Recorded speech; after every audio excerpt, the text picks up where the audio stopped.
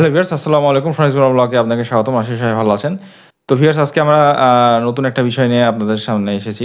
নতুন একটা বিষয় নিয়ে কথা বলব। সেটা হচ্ছে এটা একবারে নতুনদের জন্য। সেটা হচ্ছে আমরা যারা নতুন ট্রেডার আছি, এই মার্কেটে আসি বা ট্রেডিং শুরু করেছি, আমরা আসলে একটা ট্রেডিং স্ট্র্যাটেজি কিভাবে ডেভেলপ করব এবং ট্রেডিং স্ট্র্যাটেজি কিভাবে তৈরি করব এবং কোন স্ট্র্যাটেজিতে ট্রেড করব তার বেসিক কিছু কনসেপ্ট সম্পর্কে আপনার ধারণা দেবো ইনশাআল্লাহ। তো আশা করি শেষ পর্যন্ত থাকবেন।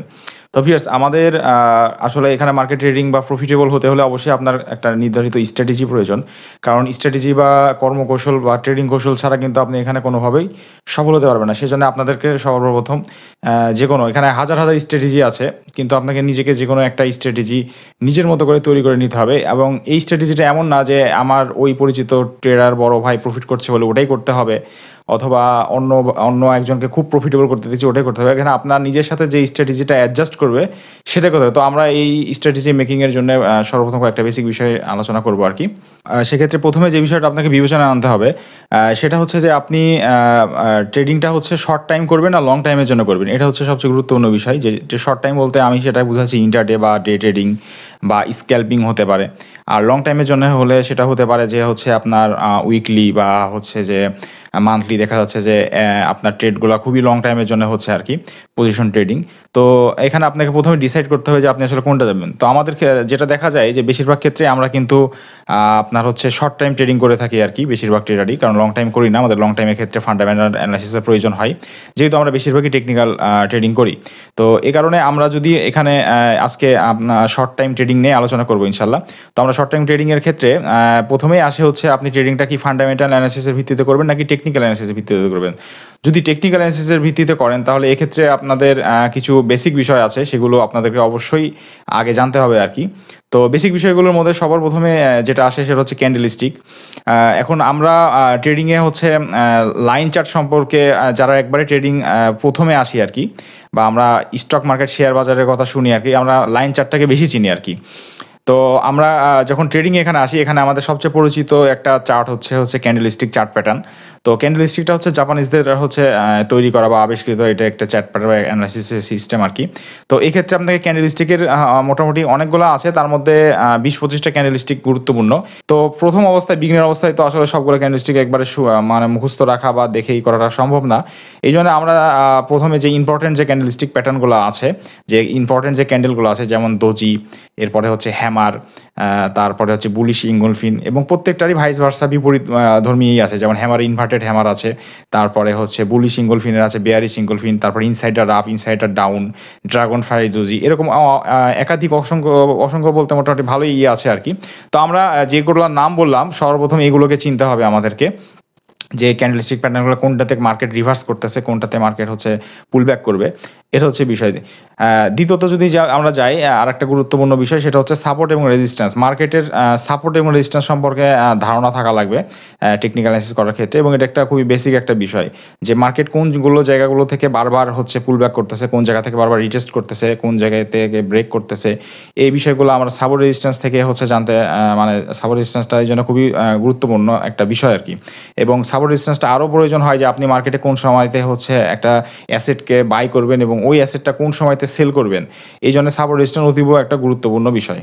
এরপরে হচ্ছে আর একটা গুরুত্বপূর্ণ বিষয়, সেটা হচ্ছে আপনার ট্রেন্ড লাইন। মার্কেটটা আপ ট্রেন্ডে আছে না ডাউন ট্রেন্ডে আছে, এটা আপনাকে সর্বপ্রথম হচ্ছে যে মানে আইডেন্টিফাই করতে হবে। কারণ দেখা যাচ্ছে মার্কেট আছে ডাউন ট্রেন্ডে, কিন্তু আপনি অনবরত মার্কেটে লং পজিশন বা বাই পজিশন নিয়ে যাচ্ছেন, কিন্তু অনবরত আপনি লস করছেন বা স্টপ লস হিট করছে।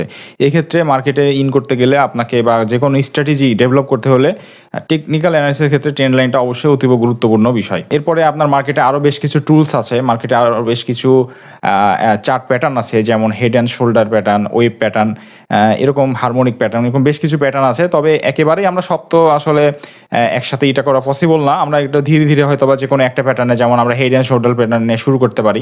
আচ্ছা, এখানে এখন একটা বিষয় প্রশ্ন আসতে পারে যে ভাই হেড অ্যান্ড শোল্ডার প্যাটার্ন, এই তারপরে হচ্ছে হারমোনিক সহ অন্যান্য যে প্যাটার্নগুলো বা এগুলো ড্র করব বা কোথায় ভাই করা যায় আর কি, এই বিষয়টা যারা আমরা হচ্ছে বেশিরভাগই তো পিসি থেকে ট্রেডিং করে থাকি।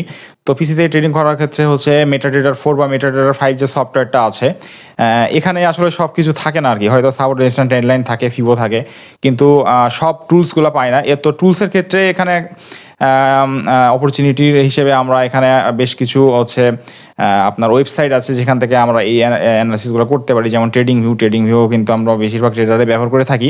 এবং আর একটা বড় সুবিধা আছে এক্সচেঞ্জ ব্রোকারে যারা ট্রেড করেন, এক্সচেঞ্জ ব্রোকারের কিন্তু যে হচ্ছে ওয়েব হচ্ছে যে এইটা আর কি আপনার হচ্ছে ওয়েব ট্রেডিংয়ের যে প্ল্যাটফর্মটা, এটা একেবারে স্মুথ এবং এটা কিন্তু একেবারে হচ্ছে ট্রেডিং ভিউয়ের মতো সিমিলার। এবং এখানে একবারে আপনি সব প্রকারের হচ্ছে টুলস যেটা মানে ট্রেডিং ভিউ যা যা আছে সবই পেয়ে যাবেন। এবং এখানে একটা বড় অ্যাডভান্টেজ হচ্ছে ট্রেডিং ভিউতে আমি বেশি টুলস ব্যবহার করতে গেলে আমাকে হচ্ছে আপনাকে পে করতে হয়, বা ওখানে আমরা ফ্রি ইয়েতে বেশি টুলস ব্যবহার করতে পারি না। কিন্তু এক্সনেসের ওয়েব টার্মিনালে যেটা সুবিধা, এখানে হচ্ছে একবারে সব ট্রেডিং ভিউয়ের সুবিধা পেয়ে যাচ্ছি, কিন্তু আমাকে এখানে কিন্তু কোনো প্রকারই পে করতে হচ্ছে না।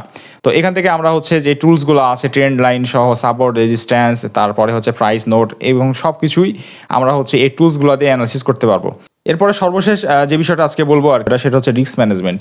আপনাকে একটা ট্রেড নেওয়ার ক্ষেত্রে আপনি কতটুকু সে ট্রেডের রিস্ক নেবেন সেটা আপনাকে প্রথমে ডিসাইড করতে হবে। যে একটা ট্রেডে আপনি মানে সবার প্রথমে হচ্ছে আমি বলবো যে আপনার হচ্ছে লসটা আপনাকে ফিক্সড করতে হবে। যে আমি এখানে একটা এন্ট্রি নিচ্ছি, সাপোজ আমার ব্যালেন্স হতে পারে $100 বা আমার ব্যালেন্স হতে পারে 200 বা 300 বা 500। যদি আমার ব্যালেন্স $100 হয়, তাহলে আমি যখন একটা ট্রেড নিব অবশ্যই সেখানে আমাকে একদম লো লট সাইজ ব্যবহার করতে হবে। সেখানে আমি হয়তো বা 0.01 ব্যবহার করতে পারি।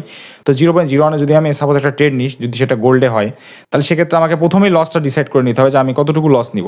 সেক্ষেত্রে দেখা যাচ্ছে যে আমি 0.01 ট্রেড নিলে আমি দেখা যাচ্ছে $5 লস নেব, মানে প্রায় 5% হয়ে যাচ্ছে আমার হচ্ছে মূল ক্যাপিটালের, যেটা অনেক বেশি। তবে আমরা যেহেতু আমাদের ব্যালেন্সটা কম, সেক্ষেত্রে কিন্তু এর চেয়ে মানে কমে না সুযোগ নেই গোল্ডের ক্ষেত্রে, যেহেতু গোল্ড হাই ভোলাটাইল। আবার যদি আমাদের ব্যালেন্স 1000 হয়, সেক্ষেত্রে দেখা যাচ্ছে যে আমি খুবই সামান্য হয়তো বা রিস্ক নিতে পারি। দেখা যাচ্ছে একটা সিঙ্গেল ট্রেডে $10 নিতে পারি রিস্ক। তো সেক্ষেত্রে আমাদের সবার প্রথম আপনার হচ্ছে লসটাকে ফিক্সড করতে হবে যে আমি এই ট্রেডে এত ডলার হচ্ছে লস নিব যদি লস হয়, আর এর বিপরীতে আমি কত প্রফিট নিব। সাধারণত থিওরিটিক্যালি আমাদের হচ্ছে আমরা যেগুলো হচ্ছে অ্যানালিস্ট বড় বড় ট্রেডাররা আছে তার বলে থাকে 1:3। অর্থাৎ আপনি যদি একটা ট্রেডে $10 লস নিতে চান, তাহলে সেক্ষেত্রে আপনার এর বিপরীতে কমপক্ষে $30 প্রফিট করতে হবে। তো এটা নিয়ে আমি অন্যদিন একদিন কথা বলবো ইনশাল্লাহ। এটা একটা বিস্তারিত বিষয় যে কেন 1:3 ব্যবহার করলে হচ্ছে আসলে ট্রেডিংয়ের জন্য খুবই ভালো। তবে সেক্ষেত্রে আমরা মানে আমার যেটা ব্যক্তিগত পরামর্শ যে 1:3 আসলে ব্যবহার করাটা অনেক কঠিন হয়ে যায়। কারণ আমরা যখন একটা ট্রেড প্রফিটে চলে যাই, দেখা যাচ্ছে আমরা একটা এন্ট্রি নিয়েছি, সেটা হয়তো $5-7 লসে ছিল, কিন্তু যখনই এটা $10 প্রফিটে যায় আমরা কিন্তু সাথে সাথে কেটে দিই। তো সেক্ষেত্রে হয় কি যে আমাদের 1:1 হয়ে যায়। তবে আমি বলবো যে 1:1 না হলেও আপনারা অন্তত পক্ষে 1:2 নেওয়ার চেষ্টা করবেন। কারণ হচ্ছে এক্ষেত্রে দেখা যায় যে আপনি যদি ট্রেড এক কথায় সহজে বলি, সাপোজ আপনি যদি 1:2 নেন, দেখা যাচ্ছে আপনি টোটাল ট্রেড করলেন 6টার ভিতরে 3টাই লস করলেন। তো 3টা যদি লস করেন, তাহলে 3টাতে 3×10 $30 লস হবে। কিন্তু 3টা যদি গেইন করেন, বাকি 3টা গেইন করলে যেটা হবে মোটামুটি $20 করে যদি নেন, তাহলে 3×20 60। তো দেখা যাচ্ছে $60 থেকে আপনি হচ্ছে $30 লস বাদ দিলে 30 আপনার নেট প্রফিট থাকতেছে। তো এক্ষেত্রে দেখেন যে আপনি সমান সমান লাভ লস করার পরও আপনার প্রফিটটা বেশি থাকতেছে। এটা হচ্ছে 1:2 রেশিওর। আর 3 নিলে তো আরও ভালো। আর যদি 1:1 নিই, তাহলে আমরা 3টাতে লস $30, 3টাতে প্রফিট $30, আমাদের কিন্তু লাভ লস কিছুই থাকছে না। এবং আরও যদি আমরা এটা কমে যাই আর কি, উল্টাটা যদি হয় যে 1:1/2 নিচ্ছি, দেখা যাচ্ছে $5 লাভ নিই আর $10 মানে লস নিচ্ছি, সেক্ষেত্রে কিন্তু আমাদের দিন শেষে রেজাল্টটা অনেকটা নেগেটিভ আসার সম্ভাবনা থাকবে। এই জন্য রিস্ক ম্যানেজমেন্টটা জরুরি। এবং এই ক্ষেত্রে আমরা যখন এন্ট্রি নেব, সাথে সাথে এই জন্য স্টপ লসটাকে হচ্ছে প্লেস করবো। আমরা টেক প্রফিট দেই না দিই, স্টপ লসটা সবচেয়ে ইম্পর্টেন্ট, এটাকে আমাদেরকে প্লেস করতে হবে। তো ভিউয়ার্স, সর্বশেষ যে বিষয়টা বললাম যে আপনার হচ্ছে মানি ম্যানেজমেন্ট বা হচ্ছে যে আপনার রিস্ক রেশিও বা রিস্ক ম্যানেজমেন্ট, এটা খুবই গুরুত্বপূর্ণ বিষয় ট্রেডিং স্ট্র্যাটেজির ক্ষেত্রে। তো আমি প্রথম থেকে যে বিষয়গুলো বললাম সেগুলো আবার একবার সামারাইজ করে বলতে, তো সবার প্রথমে বলছিলাম যে আপনার হচ্ছে ট্রেডিংটা আপনি যে করবেন সেটা কি হচ্ছে লং হবে নাকি শর্ট ট্রেডিং হবে। অবশ্যই আমরা যেহেতু বেশিরভাগ ট্রেডারে শর্ট ট্রেডিং করি, তো শর্ট ট্রেডিংয়ের ক্ষেত্রে টেকনিক্যাল অ্যানালিসিস করবেন না ফান্ডামেন্টাল অ্যানালিসিস করবেন। যদি টেকনিক্যাল অ্যানালিসিস করেন, তাহলে বেসিক যে বিষয়গুলো আছে যেমন সাপোর্ট, রেজিস্ট্যান্স, তারপরে ট্রেন্ড লাইন, এরপরে ক্যান্ডেলস্টিক প্যাটার্ন, এগুলোকে হচ্ছে আমাদেরকে জানতে হবে। এবং এগুলো করে হচ্ছে এর সাথে সাথে আমরা হচ্ছে ট্রেডিং টুলসের কথা বললাম, সেক্ষেত্রে আমরা ট্রেডিং ভিউ ব্যবহার করি অনেকে। এবং যারা এক্সচেঞ্জ ট্রেডার আছেন, তারা তো এক্সচেঞ্জ থেকে ফ্রি সুবিধা পাচ্ছেন আর কি, যেটা আমরা ট্রেডিং ভিউতে পারচেস করে বা আমাদের মান্থলি সাবস্ক্রিপশন ফি দিয়ে করতে হয়, সেক্ষেত্রে আমরা এটা করতে পারি। এবং সর্বশেষ হচ্ছে রিস্ক ম্যানেজমেন্ট। এখানে আমরা ট্রেড নিলে অবশ্যই আমরা স্টপ লস নেব এবং কতটুকু রিস্ক নিব, কতটুকু লস করবো, সেটা আমাদেরকে অবশ্যই ফিক্সড করে রাখতে হবে।